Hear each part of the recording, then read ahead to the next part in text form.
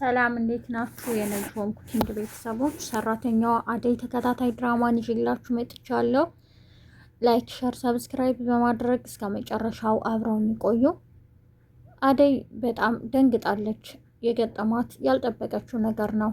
አባቷ ብዙ ነገር ካሏት በኋላ አምናቸው ነበር ወደ ክፍለ ሀገር የሄደችው። እሳቸውና ወንድማቸው ያሰቡት ግን ሌላ ሆኖ አግኝተዋለች። እናትየዋም ልጄ ምን ዋጋ አለው? እኔም እኮ ተጠራጥሬ ነበር፣ ግን እንዴት እንደዚህ ያደርጋል ሰው በወለደው ላይ እያለች የአደይ እናት ትናደዳለች። አባዬ እኔ አሁን ሕፃን ልጅ አይደለሁም፣ ትልቅ ነኝ። የፈለኩትን መርጬ ነው የማገባው። እናንተ ያላችሁኝን ደግሞ አላገባም። እንዴት የማልወደው ሰው ጋር አብሬ እኖራለሁ? እያለች ትለምነዋለች። እኔ ምልሽ ስሚኝ፣ ያን የከተማ ወሮ ወላ አንጥተሽ እኔ የምስማማ ይመስልሻል? እዚህ የንጉስ ልጅ ነው የምታገቢው። ደልቀቅ ብለሽ ትኖሪያለሽ። አይ እንግዲህ የሰው ንግግር አልሰማም ካልሽ ደግሞ እኔ አባትሽ አሳይሻለሁ ይሏታል። በጣም ትናደዳለች። ጫኔና አጎቷም እግሯን ያስሯታል። ለምንድን ነው እግሯን የምታስሯት? በማለት አባትየውም ይጠይቃል። አይ ከዚህ እንዳታመልጥ ነው ሩጣ። ስለዚህ እና ደግሞ እዚህ ስትጮህ የሰፈሩ ሰው አስገድደው ሊድሯት ነው ብለው እንዳይጠራጠሩ እስር አድርገን ነው የምናስቀምጣት ይላሉ። እናንተ ግን ምን አይነት ግፈኛ ናችሁ? አባዬስ እሺ ከዚህ በፊትም ያንን ሁሉ አድርገኸኛል፣ ደግሞ ድጋሚ ስትጠይቀኝ እኮ አምኜህ ወደዚህ መጣሁ። ተው በኋላ የሚጸጽትህን ነገር አታድርግም ትለዋለች። አጎቴስ ምን ጨምረህበት ነው በማለት ትጠይቀዋለች። አይ እንግዲህ የሚሻለውን እኛ መርጠናል ዝም በይ ይሏታል። የአደይ እናት አደይ ወጥታ ስለቀረች የት ሄዳ ነው በማለት ብርሃን ጋር ወጥተው ይፈልጋሉ። አለልኝ የተፈጠረውን ለብርሃን ይነግራታል። እናትየዋም በድንጋጤ ፍለጋ ትወጣለች። ለሊ ከሆስፒታል ራሷን ስታ አእምሮዋ ተቀይሮ የምታወራው ሌላ፣ ሰዎቹን በስማቸውም የምትጠራቸው የበፊት ማንነታቸውን ረስታ መንገድ ላይ ታገኛቸዋለች። ቤዛ አእምሮዋን የሚያስት መድኃኒት ሰጥታታለች። ለሊ መንገድ ላይ የምታገኛቸውን ሰው ሁሉ የምታውቃቸውን ለሊ ሲሏት፣ እንዴ ምን ሆናችሁ ነው? የት ነው የምታውቁኝ? እኔ ወደ ትምህርት ቤት እየሄድኩ ነው። በጣም ብዙ ነገር ታወራለች።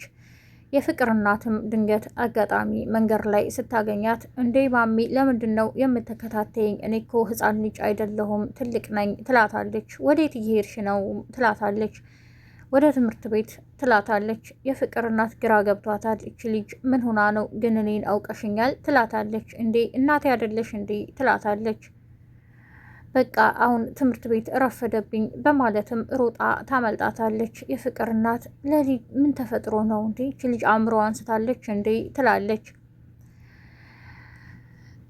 ጀገራው መንገድ ላይ ተኝቶ ስለነበረ አጋጣሚ ለሊ ታየዋለች። ወድቆ ስለነበር ታነሳዋለች። እሱም ይደነግጣል። እንዴ እዚሁ አገኘሁሽ ይላታል። አይ እዚህ እኮ ወድቀህ ሳይህ ነው ትለዋለች። በጣም ግራ ይጋባል። በዚህ መሀል ዳይመንድ ይመጣና እንዴ ለሊ እዚህ ምን ታደርጊያለሽ? አንቺ ከሆስፒታል ጠፍተሽ እኮ እየፈለግንሽ ነው ይላታል። ስለምን ሆስፒታል ነው የምታወራው? አንተስ ማነህ ትለዋለች። ይሄን ጊዜ ነው መፍራት። ምን ማለት ነው? እኔ ዳይመንድ ነኝ ይላታል። ምንም ልትሰማው አልቻለችም። እንደውም ትስቅበታለች። ጀገራው ጋር እንደተያያዘ እንዴ ሳትተዋወቁ ነው እንዲህን ሁሉ የምትባባሉት በማለት ትታው ትሄዳለች። ቤዛ ስራዬን ሰርቻለሁ ደስ ይላል እያለች ራሷን ታሞግሳለች። ለሊ ከዚህ በላይ ብዙ ነገር ትሆኛለሽ፣ ገና ጭራሽ አትመለሽምም እያለች ትዝታለች።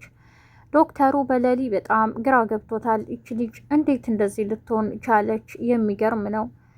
ከዚህ በፊት የሰጠናት መድኃኒት ክትትል እያደረግንላት ነው። ምን ሆኗ ነው እያለ ግራ ገብቶታል። የሆነ ሳላጣራ ነገሮችን እንዲህ ምንም መወሰን አልችልም ይላል። ዶክተሩንም ኤላ እያለች ትጠራዋለች። እኔ ኤላ አይደለሁም ቢላትም ምንም ልሰማው አልቻለችም። ሩታን አላውቅሽም ደግሞ ሳይሽ በጣም ነው የምታስፈራሪውም ብላታለች። በጣም ግራ ገብቷቸዋል። ቤዛን ወዳጇ አድርጋታለች፣ የበፊት ጠላቷን።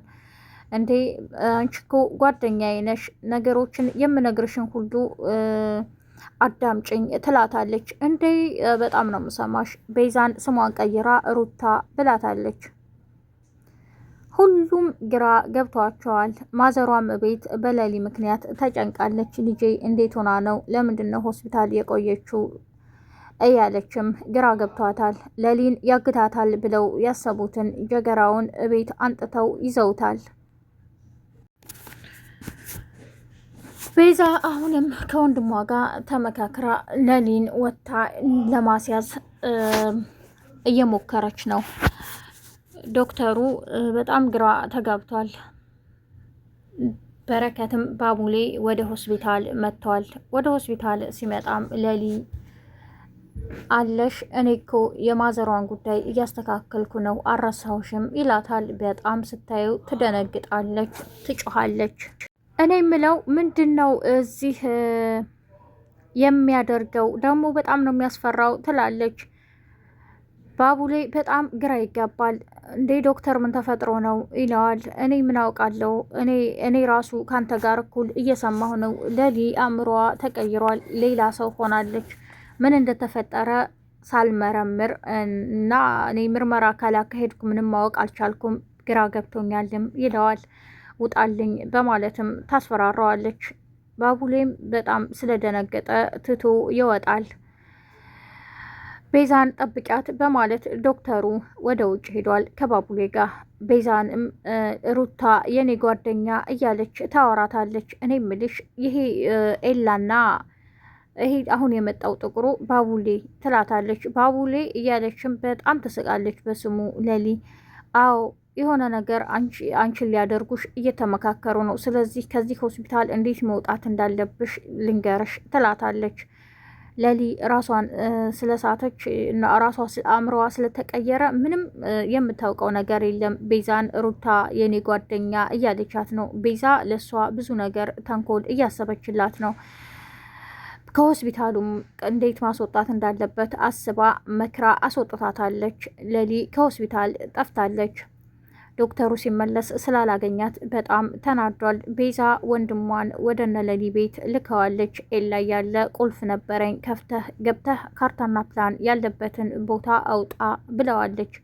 የዛሬው ክፍሌን ይመስል ነበር። መልካም ቀን ባይ